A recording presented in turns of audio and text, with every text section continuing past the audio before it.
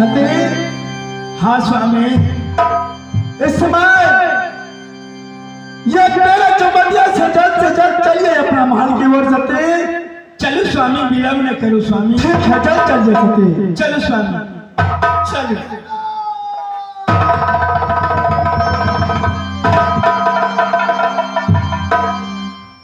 सती। हाँ स्वामी, इस समय इस मेरा चौबटिया पर घैरो घैरो की आवाज आ रहा है सती। स्वामी हमरा तो लग रहा है राम सिंह वीर सिंह अपना सबके पीछा कर दिला। राम सिंह वीर सिंह ने मेरा पीछा कर दिया है सती। हाँ पति तो आगे तो सती।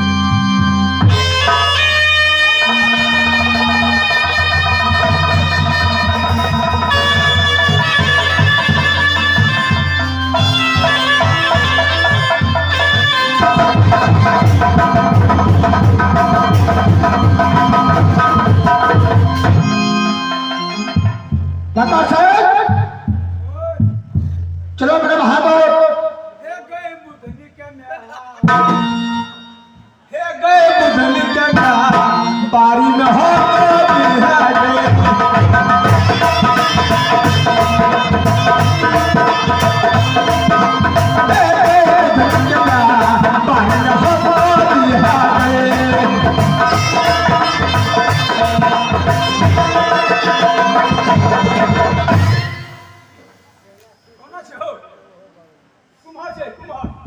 बता सर क्या यही पागल है क्या?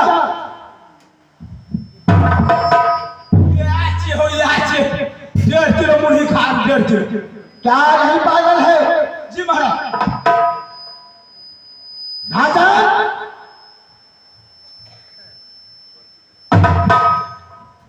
बैठे। हेलो, सबसे पहले ये बोलो जो ये समय इतनी रात को यहाँ तक आने की कारण क्या है? हनुमान आगे सबसे पहले ये बोलो जो राजा को लेकर तूने कहा जा रहा है देखो।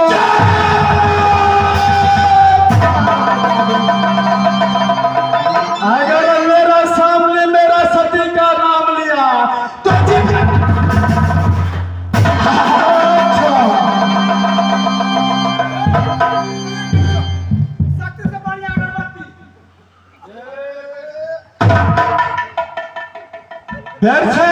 हेलो, ये समय यहां से तुम वापस लौट करके चले जाओ बहादुर। अच्छा, अगर इस दुनिया संसार में तुम्हारा जिंदा रहना है या अपनी मां की गोद में खेलना है तो यहां से शीघ्र अकेला वापस लौट करके भाग जाओ, तब ये तुम्हारा जान बच सकता है, नहीं तो पहचान लो यही जंगली बादशाह है। अच्छा, आज तुम्हारा सरकार कर करके बरगद में नहीं टांग दुआ तो मेरा नाम जंगली बादशाह नहीं।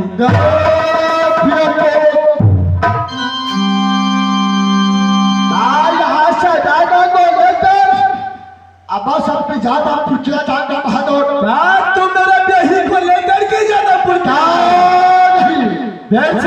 बोलो, इस समय तुम मेरी वचन की पालन करो। अच्छा, तुम यहाँ से अकेला वापस लौट करके भाग जाओ, इसी में तुम्हारी भलाई है बहादुर। आज राजा को लेकर मैं यहाँ से जाऊंगा। क्या तैयार होने का कोशिश करो। मेरे साथ क्या मेरे साथ में युद्ध करेगा तो? भेड़ से बोलो, मेरे साथ में युद्ध करने की ताकत तुम्हारे पास में अभी नहीं है। अच्छा,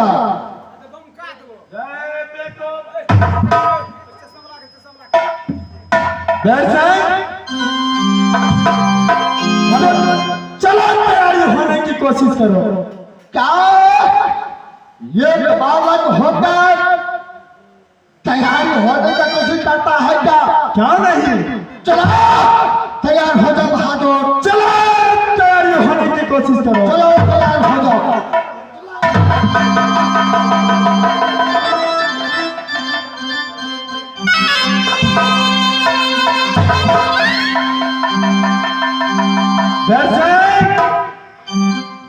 हेलो, क्या इस समय तुम मेरे साथ में तैयारी हो गया है? क्या नहीं? क्या तुम्हारा अपनी जान का ख्याल नहीं है?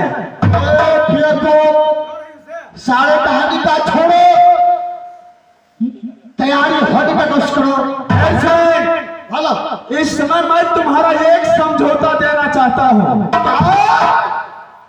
मेरा एक समझौता तूने देने के लिए आया है या? क्यों नहीं? जरा टाटा के सुनिए बहादुर।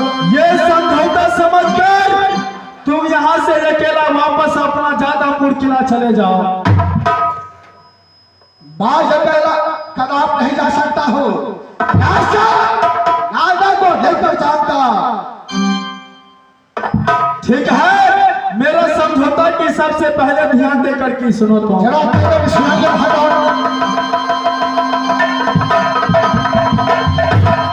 हेर जितिया बिना बाजी मैया रे रोबतो भर जितिया बिना रोबतो बहिनिया रो तोहार लाली पलंग पे गाली तेरी यार रोबतो।